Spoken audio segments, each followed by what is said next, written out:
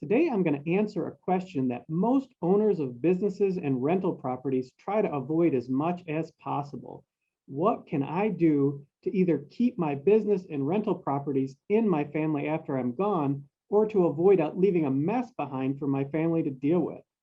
I'm estate planning attorney Sean Eystone, and over the past 20 years in helping all of these businesses with their planning, the one thing that I've found is that the best strategy is to start as soon as you can.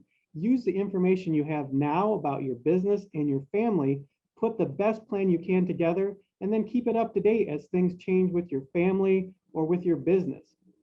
The worst thing to do is what most businesses do, and that is to do nothing, to wait for the stars to align, for your business to be just in that perfect spot, for your family to be just in that perfect spot, and then you'll put that plan together. Then it'll make sense.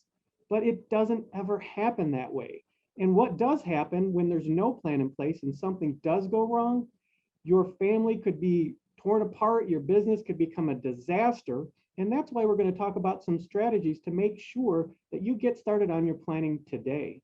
The first strategy is to figure out what is actually going on with your business when you're not there.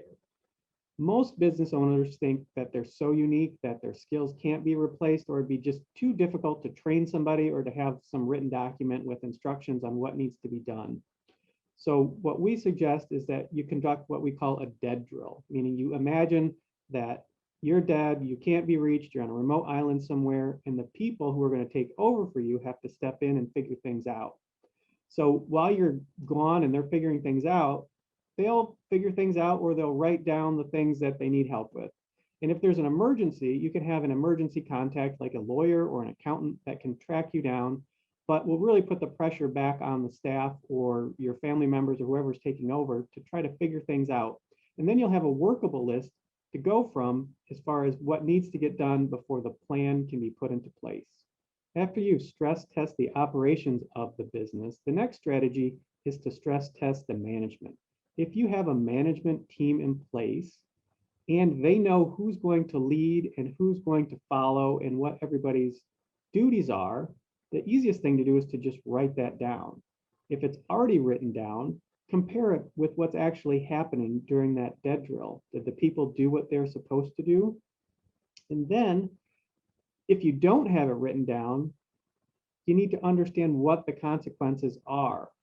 Who's going to be legally in charge if you're gone? The laws can provide for different people to take over, but sometimes there's adverse tax consequences. There could be adverse business consequences if the wrong people are in the wrong seats.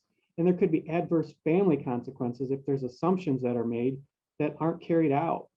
Now, if you have a buy-sell agreement in place, a lot of times this was a simple buy-sell agreement that was probably a template when you first started the business. Maybe it's got provisions in there that are unfunded, like life insurance.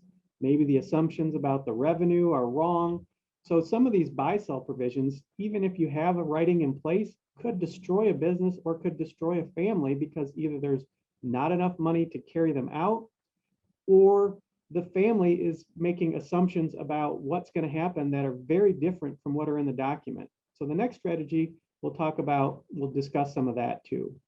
The third and final strategy that we're going to talk about today deals with expectations. What are your expectations for the business if something happens to you?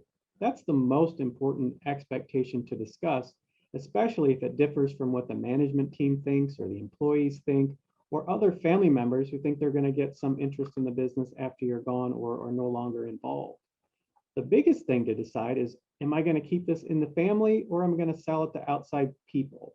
I think after going through the strategies and steps above, you'll get a pretty good idea of whether this business is meant to stay in the family and it can support the profits that it needs to do to pay the people it needs to pay, or whether it would be best to just cut ties, sell it to a third party, and take those funds and distribute them to the beneficiaries. But it's your decision to make, and not making the decision is a decision to allow nature to take its course. And nature often takes the course of disaster. You don't want your family to be a disaster, and you don't want your business to be a disaster. So take the steps, figure the things out, and then you'll have a plan in place that will actually help your family and help your business succeed even without you. If you have a family business or rental properties that you want to keep in the family, or if you just want to avoid leaving a mess behind for them, give us a call at the number below to schedule a strategy session with one of our attorneys who can help you work through the process of making sure that your intentions are carried out, management's intentions are carried out, and that the business that you've spent so long building up creates a nest egg for your family instead of a nightmare.